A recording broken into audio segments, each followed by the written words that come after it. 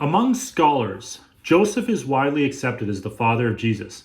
This is largely because of doubts about the historical accuracy of the birth stories in Matthew and Luke due to the prominence of miracles, raising questions of their historicity. As Bart Ehrman often mentions, a miracle is the least likely explanation, but Joseph, as Jesus' father, beyond the miracle of life, as my dad would say, is pretty normal, probable. Most of us accept Philip as Alexander the Great's father despite stories of him being conceived by Zeus. Mary, engaged to Joseph, possibly even married, conceives Jesus. Nothing unbelievable here. We don't need to go into the birds and the bees, but we all know how this happened. Conceiving a son, whom they call Jesus, is a very believable event. Even within the Christmas story that is steeped in the supernatural, the idea of Joseph being the father is plausible. But before accepting this as historically accurate, we should review some of our sources. What do they say about who the father of Jesus was? And could we understand that as plausibly being Joseph? Let's start with the yes side. The first reason, and this is probably one of the strongest reasons, is it's the most plausible. Mary and Joseph were in a committed relationship. If anyone was going to impregnate Mary, it would be Joseph. It is most logical that Joseph would be the father of Jesus. Second of all, we should consider what the village people say, not those village people. The village people from where Jesus grew up in Nazareth, they refer to Jesus as the son of the carpenter. Who were they talking about? Thirdly, we should consider John. So John in his introduction is just over the top of his introduction of who Jesus is.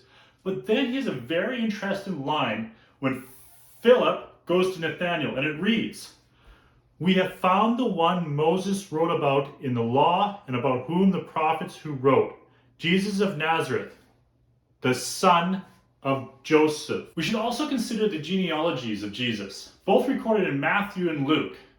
It is interesting.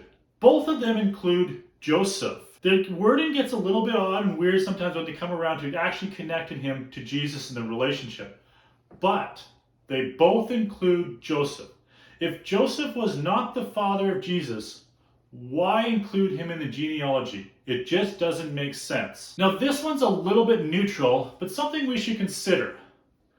The Gospel of Luke isn't nearly as adamant that Mary is a virgin when Jesus is born. Yes, an angel comes and talks to Mary when she is a virgin, telling of a future birth, a future child that she will have. But if you were to read that story the same way you read in Judges 13 the story of Samson, when an angel comes to his mother before he's conceived and say, "You will have a son and he will do great things."